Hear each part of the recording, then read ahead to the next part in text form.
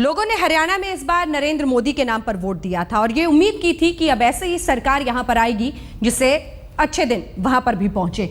मुख्यमंत्री बने खट्टर साहब, लेकिन कुछ ही दिनों में किस तरह के हालात बने और क्या नौबत आई है, ये सवाल बहुत महत्वपूर्ण है। सभी खास मेहमान लगातार हमारे साथ बने हुए हैं।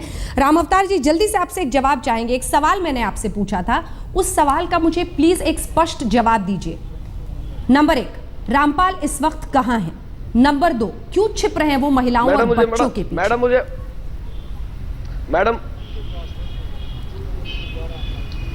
मैडम कभी संत रामपाल छिपे नहीं। मैडम हमारा पक्ष रखने दीजिए, अगर आप हमारे से व्यू लेना चाहते हैं तो। मैडम हमारी कोई मांग नहीं। आज हम राष्ट्रपति जी से मिले और गृह मंत्री जी से मिले। हमारी एक ही मांग थी कि हमारी जितनी भी ये कार्रवाई है उसकी एसआईटी बिठाकर सीबीआई से जांच करा दी जाए।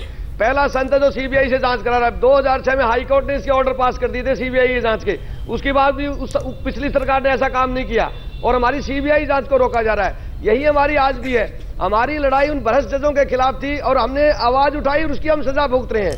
और मैडम मैं आपको बड़ा क्लियर कहना चाहता हूं, हमने पिछली तारीख में एफिडेविट दिया था कि संत रामपाल जिस दिन ठीक होंगे पेश हो जाएंगे, और सरकार ने हमारी तरफ से खुद एसपी और डीसी आश्रम के अंदर आए, पूरे प्रशासन के साथ आए। आज वो मीडिया के सामने कार्रवाई नहीं करे और मीडिया को दिखाना नहीं चाहते। उन्होंने खुद आकर मेडिकल संत रामपाल से बातचीत की, उनका मेडिकल रिपोर्ट सरकार ने पेश की। उसके बावजूद वो कह रहे हैं कि वहां हथियार है। कितना झूठा आरोप लगा रहे हैं। वो मीडिया के सामने कार्रवाई क्यों नहीं करते? मैडम मैं आपके माध्यम से एक प्रार्थना करना चाहता हूं। इस टाइम हजारों घायल हो चुके हैं, हमें मेडिकल की जरूरत है। हम आपके सामने एक ही प्रार्थना करें मैडम, हमारी एक अपील सुन लो कि हमें मेडिकल फैसिलिटीज दे दी जाए, हमें दवाइयां दे दी जाए। या हमारे जो 250 आदमी बिल्कुल घायल हो चुके हैं, जिनको गोलियां लग चुकी हैं, उनको हॉस्पिटल में शिफ्ट करने की क्या दी जाए? राम अवतार जी, उनको हमारे एम्बुलेंस प्रोवाइड करवा दो मैडम। राम अवतार जी, शिफ्ट कर दे नियर बाई हॉस्पिटल में। जी मैम, थोड़ा सुन भी लीजिए। ये कानून से क्यों भाग रहे हैं रामपाल? जी मैम, क्या आप लोग अपने आप को इस देश के न्यायालय से ऊपर समझते हैं? अगर नहीं तो समर्पण के बाद भी ये सब किया जा सकता है। ये क्या तरीका है? क्यों छिप रहे हैं वो? 250 लोग आप खुद बता रहे हैं घायल हुए हैं। इन जिंदगियों से ज्यादा कीमती है उनकी जिंदगी। जी मैम, जी मैम, मैं आपको मैं कहना चाहूँ मैम, इसमें पूरी हरियाणा सरकार का फेलियर है मैम। 21 तारीख को उन्होंने पेश होने के लिए समय दिया था, हमने एफिडेविट दे दिया था कि हम 21 तारीख को पेश हो रहे हैं। जैसे ही हमारी और वो मेडिकल रिपोर्ट भी हरियाणा सरकार ने दी थी।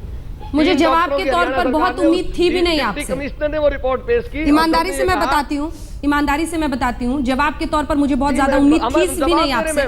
नहीं, आप जवाब नहीं दे रहे साहब, आप भाग रहे हैं।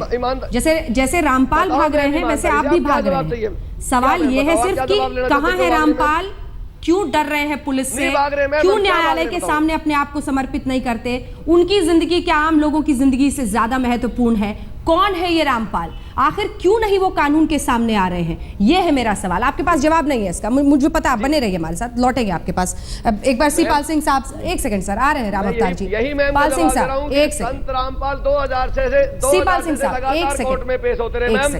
और भारतीय संविधान ये कहता है कि जिंदगी की कीमत पर किसी को कोर्ट में पेश नहीं किया जा सकता। भारतीय संविधान इसकी इजाजत देता है मैम। पाल सिंह साहब, ठीक है, एक सेकंड। भी जब गोलियां मारी गई थी उसे मेडिकल फैसिलिटीज प्रोवाइड की गई थी पहले। इस देश का कानून तो ये भी कहता है कि इस तरह की गुंडागर्दी सड़कों पर नहीं होनी चाहिए, लेकिन आपको कानून अपने नजरिए से सिर्फ दिखता है, आपकी सुविधा के अनुसार। अब आप प्लीज 1 मिनट के लिए सांस ले लीजिए, 1 सेकंड। अन्य लोग भी हमारे साथ हैं, प्लीज चर्चा सुनने की भी शक्ति रखिए। अगर पत्रकारों को इजाजत देते ये, अगर ये पत्रकारों को मैम इजाजत देते और वो पूरी की पूरी कार्रवाई लाइव होती, तो मैडम आप देख सकते थे कि हमारे समर्थक ने एक भी गोली नहीं चलाई। इन्होंने गोलियां चलाई, हमारे पास हथियार है ही नहीं।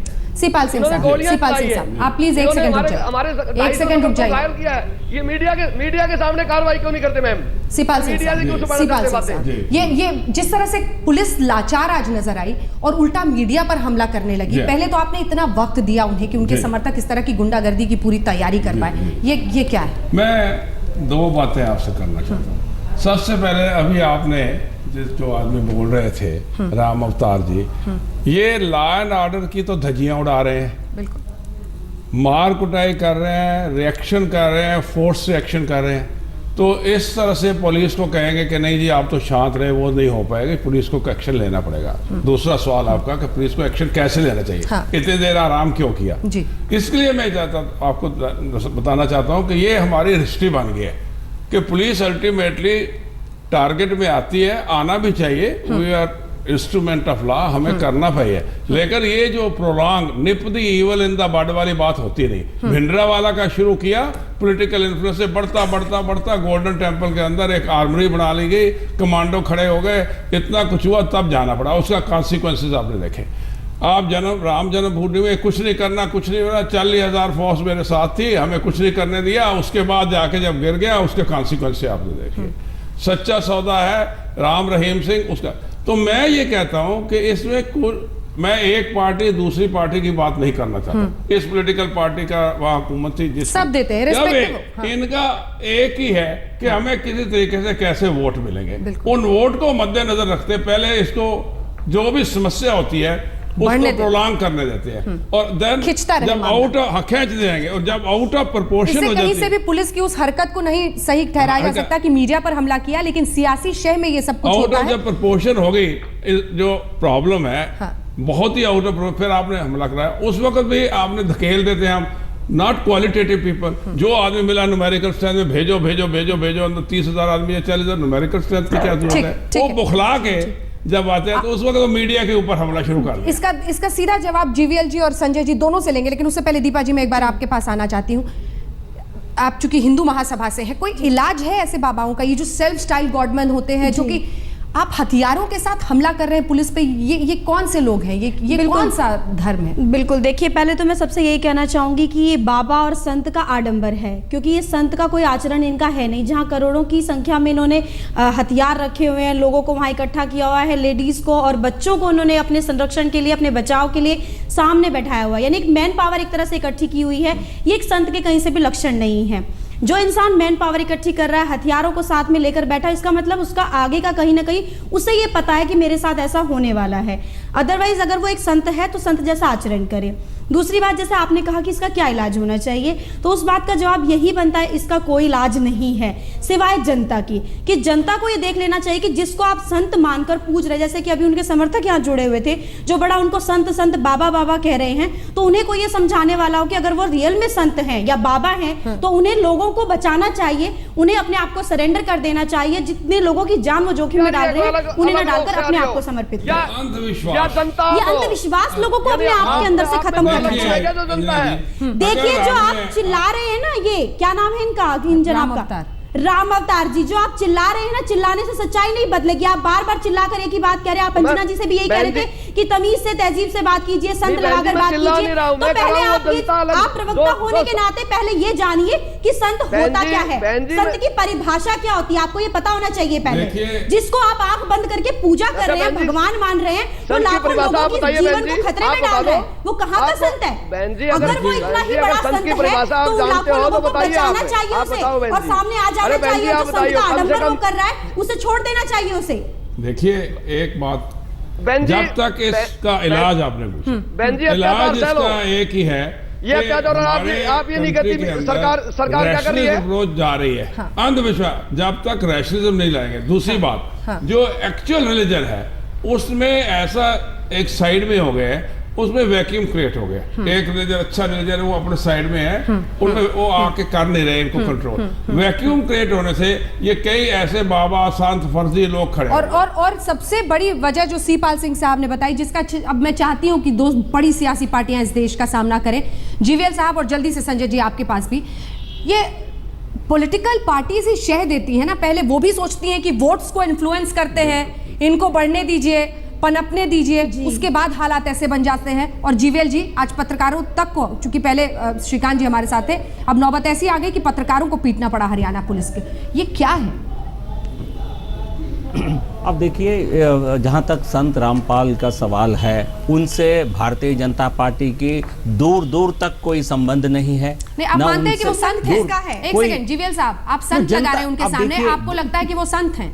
उनका जो कुछ पिछले कुछ दिनों से उनका जो व्यवहार है, हाँ? वो किसी संत को सूट नहीं करता हाँ? है। तो फिर रामपाल बोलिए ना। आतंक, आप संत क्यों कह रहे हैं फिर? एक आतंक संगठन की तरह इस तरह का बर्ताव करना, एक डेमोक्रेसी, एक संविधान को चुनौती देना, कोर्ट के सामने इस तरह का व्यवहार करना किसी लोकतंत्र को शोभा नहीं देता है। उनको अपने आप शाम की अपनी कार्रवाई को नोट कर लेना और संत रामपाल के शिष्य की कार्रवाई को नोट कर लेना। अब ठीक है, बट लेकिन ये कोई व्यवहार, संत रामपाल के शिष्य की व्यवहार करने की कोई तरीका नहीं है।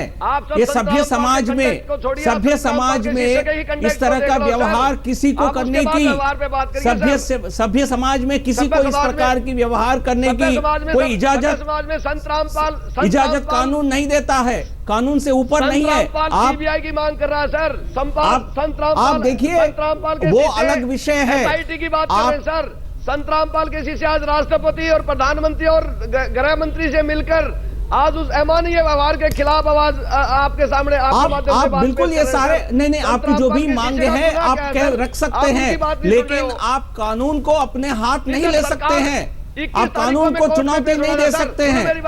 आप पुलिस को, कानून को, सरकार को चुनौती नहीं दे सकती है। ये सरकार, लेकिन सवाल तो ये भी है कि आज वो सरकार बड़ी बौनी नजर आई रामपाल की चुनौती के। नहीं, अब ये अगर आपका ये कहना है कि बाबा को बनाने में, इनके सृजन में कांग्रेस पार्टी या हुडा सरकार का कोई रोल है, भूमिका है, तो मुझे लगता है हमारे ऊपर अन्याय होगा। इस देश में एक नहीं, ऐसे लाखों संत हैं और सारे संतों का आचरण बहुत अच्छा है, मैं ऐसा नहीं कह रहा हूं, लेकिन सारे संत आचरण से बेकार हैं, गलत है, ऐसा भी नहीं है। निश्चित तौर पर कोई भी संत हो या सामान्य नागरिक हो, अगर वो कानून का पालन नहीं करता, कानून के हिसाब से नहीं जीता है, तो उसके खिलाफ कार्रवाई होनी चाहिए। हाँ, कार्रवाई करते समय प्रशासन को थोड़ी संवेदनशीलता के साथ पेश आना चाहिए। पिछले 4-5 दिनों में जो कुछ हुआ, कहीं ना कहीं लगा कि जो है नए मुख्यमंत्री बने हैं उनके पास शायद प्रशासन का कोई अनुभव नहीं है। एक पहली बात गवर्नमेंट को ब्लेम कर सकते हो। ठीक है, आपने गंभीर इल्जाम लगाया। जीवीएल साहब, 2 लाइन में जवाब देना होगा, वक्त खत्म हो चुका है। अंजलि जी, यदि आप हुडा जी का, भूपेंद्र सिंह हुडा जी, आप रुकिए, मैं बोल रहा हूँ, बीच में मत आइए। अरे राम अवतार जी, आपसे नहीं पूछा, आपसे नहीं पूछा। हाँ, आज यदि आपने भूपेंद्र सिंह हुडा जी का बयान यदि सुना होगा, मैं समझता हूँ ये वाकई दिलचस्पी का बयान है। वो जब वहीं से गोलीबारी हो रही थी अंदर से, हुडा जी मीडिया के सामने आकर के कहते हैं, आज दोपहर को 1-2 बजे के वक्त पे कहते हैं कि उनके संत रामपाल जी से सरकार की तरफ से बातचीत होना चाहिए और बातचीत की हल को निकालना चाहिए और कोई इस तरह की बल प्रयोग का कोई जरूरत नहीं है। इस तरह का उनका बयान था करने से तो अच्छा है। तो इसलिए हुडा जी की और कांग्रेस पार्टी की और रामपाल के साथ हमदर्दी है, अगर रास्ता निकालना चाहिए। हमें यहीं पर अब इस बहस का अंत करना पड़ेगा। अंजना जी, हाँ संजय जी, एक लाइन में, वक्त खत्म हो चुका है।